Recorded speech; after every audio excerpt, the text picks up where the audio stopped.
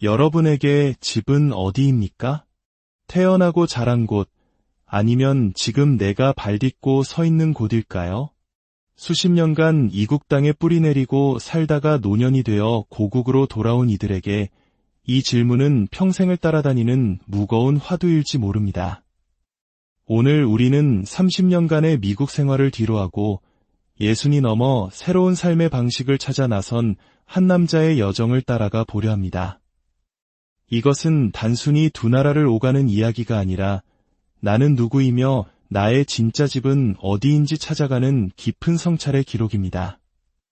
2024년 가을의 어느 날 인천국제공항 출국장 박성호 씨는 미국행 비행기 탑승구 앞에서 호련히 걸음을 멈췄습니다. 그의 손에는 30년의 세월이 녹아든 미국 시민권과 비행기표가 들려 있었지만 마음은 천근만근 무거웠습니다. 차라리 뒤돌아 도망치고 싶다는 생전 처음 느껴보는 강렬한 충동에 휩싸였습니다. 여보, 왜 그래요? 아내 경희 씨의 불안한 물음에 그는 대답 대신 통유리창 너머 활주로를 바라보았습니다. 거대한 비행기들 너머로 펼쳐진 대한민국의 가을 하늘은 더없이 높고 푸르렀습니다. 61살. 미국에서 30년을 살았습니다. 그런데 바로 이 순간 그는 자신이 과연 어느 나라 사람인지 알 수 없었습니다. 가슴 속에서 무언가 날카롭게 찢어지는 듯한 통증이 밀려왔습니다. 불과 1년 반 전만 해도 그의 정체성은 명확했습니다. 미국 시민권자, 캘리포니아 오렌지 카운티 거주자, 은퇴한 IT 엔지니어. 30년간 단단하게 쌓아올린 안정적인 삶의 기반이 있었습니다. 하지만 지난 1년 반 한국과 미국을 오가며 살아보는 실험을 시작하면서 그의 세계는 송두리째 흔들리기 시작했습니다. 처음의 시작은 지극히 현실적인 이유였습니다. 90이 넘으신 노모를 더 자주 찾아뵙고 천정부지로 치솟는 미국의 생활비를 절약하기 위해 미국 집을 렌트 주고 한국에서 6개월씩 살아보자는 단순한 계획이었습니다. 하지만 30년 만에 제대로 마주한 고국, 대한민국은 그의 예상을 완전히 뒤엎었습니다. 낯설면서도 뼛속까지 익숙했고 불편하면서도 더없이 편안했습니다. 무엇보다 그곳에서 성호 씨는 까맣게 잊고 있던 자기 자신의 또 다른 모습을 발견했습니다. 비행기 놓치겠어요. 어서 가요. 아내의 재촉에도 그의 발걸음은 쉽게 떨어지지 않았습니다. 지난 6개월간의 한국에서의 기억들이 주마등처럼 스쳐 지나갔습니다. 서울 종로의 오피스텔 창밖으로 보이던 남산타워, 지하철 하나로 어디든 갈 수 있었던 자유로움, 형님과 함께 올랐던 북한산의 맑은 공기, 동네 복지관에서 만난 새로운 친구들과의 웃음소리, 그리고 무엇보다 미국에서는 한 달에 $300가 넘던 당뇨약을 단돈 3만 원에 살 수 있었던 그 놀라움까지 모든 것이 생생했습니다. 한국이 이렇게 발전했을 줄은 몰랐어요. 1992년 그가 떠날 때의 한국은 더 이상 존재하지 않았습니다. 스마트폰 하나로 모든 것이 해결되는 디지털 강국, 밤 11시에도 치킨을 배달시킬 수 있는 편리함, 걸어서 10분 거리에 대학 병원급 대형 병원이 3곳이나 있는 경이로운 의료 접근성. 그는 매일같이 감탄했습니다. 하지만 더 큰 변화는 성호 씨 자신에게 일어났습니다. 미국에서의 은퇴 생활은 아침 커피, 골프, TV 시청으로 이어지는 단조로운 반복이었습니다. 그러나 한국에서의 매일은 새로움의 연속이었습니다.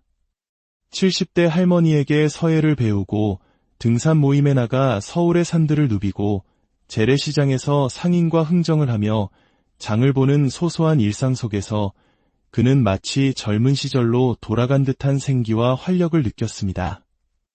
이제 진짜 한국 사람 다 되셨네요. 복지관 친구가 무심코 던진 농담 한마디가 그의 가슴에 깊이 박혔습니다. 나는 미국 사람일까? 한국 사람일까? 30년간 미국인으로 살았지만 그의 혈관에는 분명 한국인의 피가 흐르고 있었습니다. 하지만 이제 와서 온전한 한국인이라고 말할 수도 없었습니다. 그는 미국에서도 한국에서도 온전히 속하지 못하는 경계인이 되어버린 듯했습니다. 안내 방송이 다시 울려 퍼졌습니다. 더 이상 망설일 시간이 없었습니다. 성호 씨는 깊은 한숨과 함께 탑승구로 발걸음을 옮겼습니다. 비행기 좌석에 앉아 창밖으로 점점 작아지는 한국 땅을 바라보며 그는 중얼거렸습니다. 어디가 진짜 내 집일까? 옆자리의 아내 경희 씨가 말없이 그의 손을 잡았습니다. 31년을 함께한 아내, 역시 같은 혼란을 겪고 있음을 그는 알 수 있었습니다. 비행기는 이륙했고 13시간 후면 익숙한 로스앤젤레스에 도착할 것입니다. 오렌지 카운티의 넓은 단독주택과 텃밭의 토마토, 그리고 이제 막 걸음마를 시작한 손자가 그들을 기다리고 있었습니다. 하지만 성호 씨의 마음은 벌써부터 한국의 북적이는 거리와 사람들의 온기를 그리워하기 시작했습니다. 시간을 거슬러 올라가 1992년 3월, 29의 청년 박성호는 인천공항도 없던 시절 김포공항에서 미국행 비행기에 몸을 실었습니다. 손에 쥔 것이라곤 단돈 3,000달러와 아메리칸 드림이라는 막연한 기대뿐이었습니다. 당시 많은 한국의 젊은이들이 그랬던 것처럼 그들에게 미국은 기회의 땅인 동시에 두려움의 대상이었습니다. LA 한인타운의 작은 원룸에서 시작된 미국 생활은 고난의 연속이었습니다. 아내는 한인마켓 계산원으로, 그는 컴퓨터 수리점에서 시간당 7달러를 받으며 일했습니다. 밤에는 잠을 쪼개 커뮤니티 칼리지에서 영어와 컴퓨터 공학을 공부했습니다. 한국의 대기업에서 촉망받던 엔지니어였던 그는 말이 통하지 않는 이방인이 되어 밑바닥부터 다시 시작해야 했습니다. 하지만 한국인 특유의 근면함과 끈기로 그들은 하루하루를 버텨냈습니다. 3년 만에 실리콘밸리의 IT 회사에 정식 엔지니어로 취직했고, 아내는 부동산 자격증을 따서 한인들을 상대로 일하기 시작했습니다. 첫째 아들이 태어나고 둘째 딸이 태어나면서 그들은 작은 타운하우스를 장만하며 아메리칸 드림의 첫 발을 내디뎠습니다. 2000년대 닷컴 버블 붕괴와 2008년 금융위기 등 수많은 위기가 있었지만 부부는 힘을 합쳐 헤쳐나갔습니다. 아이들은 어느새 완벽한 미국인이 되었고 2015년에는 마침내 오렌지 카운티의 꿈에 그리던 수영장 딸린 단독주택을 마련했습니다. 30년의 세월이 흘러 이제 한국에서 산 시간보다 미국에서 산 시간이 더 길어졌습니다. 그들은 성공한 재미교포의 전형적인 삶을 살고 있었습니다. 모든 것이 안정적이라고 생각했던 2020년, 코로나는 모든 것을 바꿔 놓았습니다. 팬데믹으로 인한 락다운으로 텅 빈 집에 갇혀 지내던 어느 날, 그는 문득 깨달았습니다. 아이들은 이미 독립했고, 넓은 집에는 부부 둘만 덩그러니 남아 있었습니다. 그때 한국에서 90 넘으신 어머니가 위독하다는 전화가 걸려왔습니다. 하늘길이 막혀 발만 동동 구르던 그때 그는 처음으로 자신의 삶의 방향에 대해 깊은 회의를 느꼈습니다.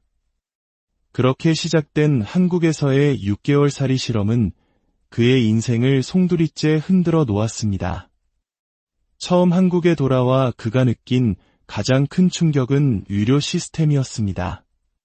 미국에서는 주치의를 만나려면 2주, 전문의를 만나려면 한 달을 기다리는 것이 예사였지만 한국에서는 예약 없이 동네 내과에 가도 30분이면 진료를 볼 수 있었습니다. 3개월치 당뇨약과 혈당 측정기까지 합쳐오만 원이 채 되지 않는 비용은 미국에서 보험을 적용하고도 월 300달러를 내던 그에게는 기적과도 같았습니다. 디지털 강국 대한민국의 속도와 편리함도 놀라움의 연속이었습니다. 카카오톡, 배달앱, 지도 앱 등 처음에는 어색했던 디지털 문명은 금세 그의 일상에 스며들어 삶을 윤택하게 만들었습니다. 무엇보다 그를 사로잡은 것은 관계와 활력이었습니다. 미국 교회의 고요하고 단절된 생활과 달리 한국에서는 어디를 가나 사람들과 어울릴 수 있었습니다. 남산 둘레길에서 만나는 새벽 운동 친구들, 복지관에서 함께 강의를 듣는 학우들, 그들과 어울리며 그는 잊고 있던 공동체의 따뜻함, 한국 특유의 정을 다시 느꼈습니다. 예술의 전당의 공연을 신이어 할인가로 즐기고 박물관과 미술관을 자유롭게 드나들며 누리는 문화생활의 풍요로움은 덤이었습니다. 하지만 6개월 후 다시 돌아간 미국은 이전과 다르게 느껴졌습니다. 너무나 고요한 동네, 우유 하나를 사기 위해서도 차를 몰고 20분을 나가야 하는 불편함, 다시 마주한 복잡하고 비싼 유료 시스템. 모든 것이 낯설고 공허하게 다가왔습니다. 주말에 아들 가족과 손자가 찾아와 함께 시간을 보낼 때는 행복했지만 그들이 떠나고 난 뒤 찾아오는 적막감은 더욱 크게 느껴졌습니다. 추수감사절, 온 가족이 모인 자리에서 딸이 물었습니다.